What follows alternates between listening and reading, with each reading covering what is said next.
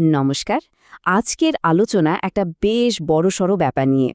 পশ্চিমবঙ্গে চলছে এক বিশাল ভোটার যাচাই প্রক্রিয়া, আর এটা নিয়ে কিন্তু অনেকের মনেই প্রশ্ন। তো চলুন আর দেরি না করে সরাসরি ঢুকে পড়া যাক আসল বিষয়। তো সবচেয়ে বড় প্রশ্নে যেটা উঠছে সেটা হলো, হঠাৎ করে কেন প্রায় ২৩ লক্ষ ভোটারকে শুনানিতে ডাকা হচ্ছে?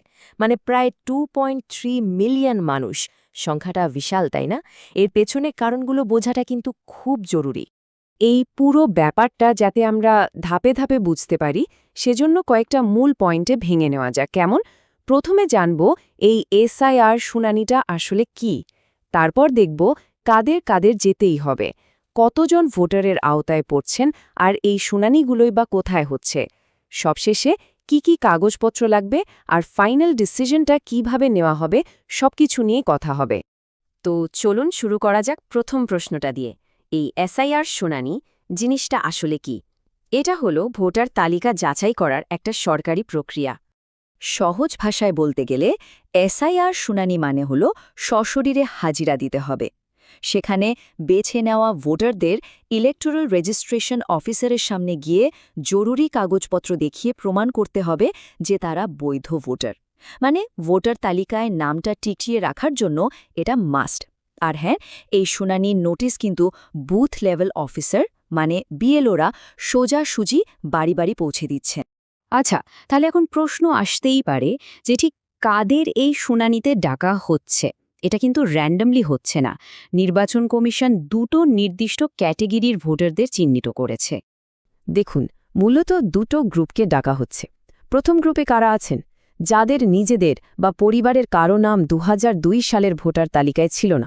শুধু উত্তর ২৪ পরগনাতেই এমন ভোটারের সংখ্যাটা দেখুন, ৭,৪১,৭০০। আর দ্বিতীয় গ্রুপটা আরও বড়।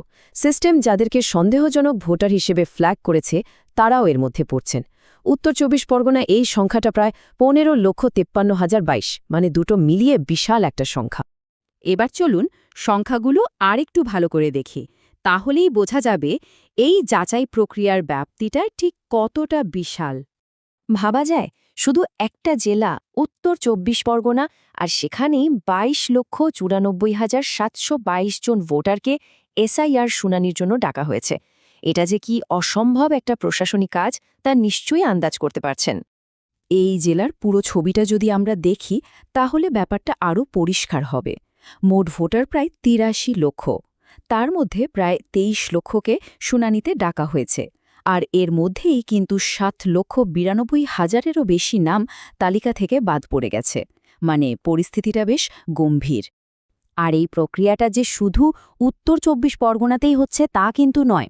যেমন ধরুন হাওড়া, সেখানেও কিন্তু প্রথম ধাপে প্রায় ১,৯৮,০০০ ভোটারকে শুনানির জন্য ডাকা হয়েছে। বোঝাই যাচ্ছে এটা একটা রাজ্য জুড়ে চলা বড় উদ্যোগ। এই বিশাল সংখ্যাগুলোর আড়ালে কিন্তু সাধারণ মানুষের উদ্বেগও জড়িয়ে আছে। একটা উদাহরণ দিই, বনগাঁর মতুয়া সম্প্রদায়ের মধ্যে এই শুনানি নিয়ে বেশ টেনশন তৈরি হয়েছে। কারণটা কি? কারণ সেখানে যে ১,৩৪,৭৬২ জন ভোটারকে ডাকা হয়েছে, তার মধ্যে প্রায় ১,২০,০০০-ই কিন্তু মতুয়া সম্প্রদায়ের মানুষ। আচ্ছা, এতক্ষণ তো সংখ্যা নিয়ে কথা হলো, এবার একটু কাজের কথায় আসি। এই শুনানিগুলো আসলে কোথায় হচ্ছে? যারা এর আওতায় পড়েছেন তাদের জন্যে এই তথ্যটা জানা খুব দরকারি।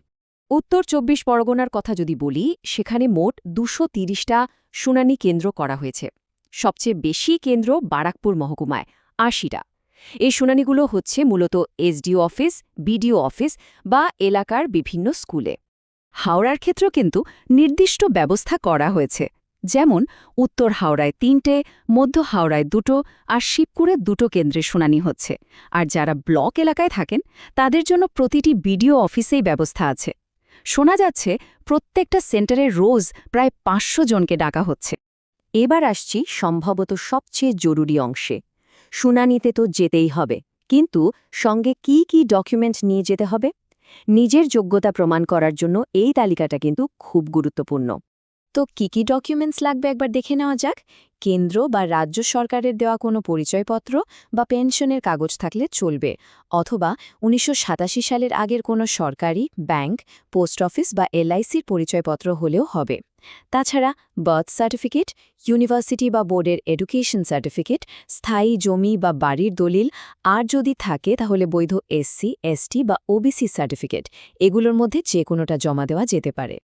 বেশ, শুনানিতে গিয়ে ডকুমেন্টস তো জমা দেওয়া হলো, তারপর কি হবে? চলুন এবার দেখি ফাইনাল ডিসিশন নেওয়ার পুরো প্রসেসটা ঠিক কেমন।